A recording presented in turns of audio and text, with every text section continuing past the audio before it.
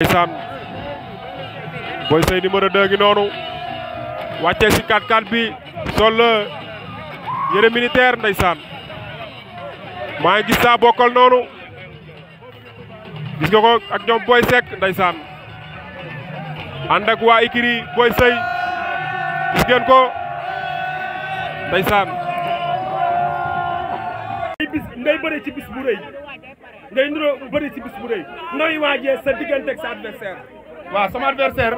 maa ngi koy ñaanal jàmm ak wér li may wàcc xam nga kañ la ko gars yi di xam bu arbitre daggee jéng yi ba génn suma diggante ak moom. nga ne li may wàcc tant que arbitre bi daggul jéng yi tant que arbitre bi daggul jéng yi ba génn suñu diggante kenn mënu leen ko expliquer loolu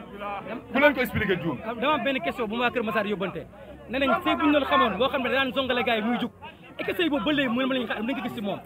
déggoo lu ma la wax combat bi pare naa man yoruma benn bëre man bibliothèque laa yor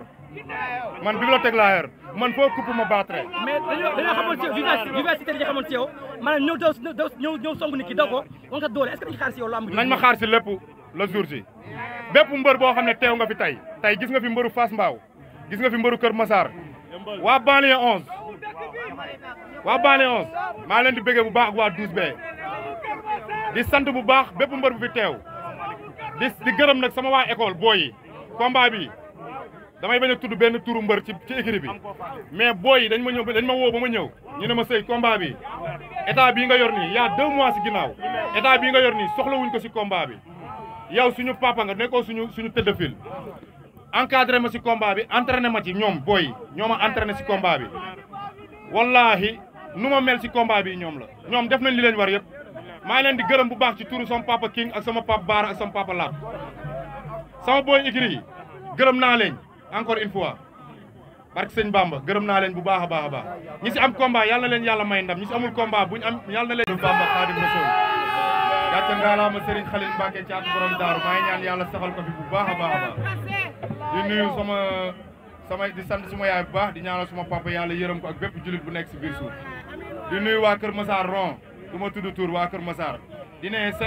Kër Massar mooy Sénégal di ne gars yi nañ xam loolu gars yi dañuy xaaju rek Kër Massar mooy Sénégal waaw di nuyu bu baax a baax suma coach yi ku si mel ni suma coach Baara nekk suma papa di nuyu suma coach King ak Laat di nuyu bu baax maam Cheikh Sène jaay ko di yàpp taxawu na ma di nuyu sama géwal Lat Mbol Ndiaye ak magam Lat Ndeela di nuyu suma xarit Zeking mon ami mon frère borom Italie Hamed Diol sama xarit suma lépp borom Italie di nuyu Babacar borom KBG automobile doomu Xadu Balla Gaye suma xarit suma lépp di nuyu Tafa Dia benn grand la bu dëkk Banqaas yëg combat bi. nuyu sa adversaire Cheikh Super Diamono nuyu ko. loolu indiwuñu fii di nuyu Tafa Dia. waaw di ci wax ne ndaxte looloo ñu fi indi ñu. waaw question yaa ngi ñëw question yaa ngi ñëw. waaw dinañ si ñëw incha allah di nuyu Tafa Dia benn grand la bi nga xam ne Banqaas la dëkk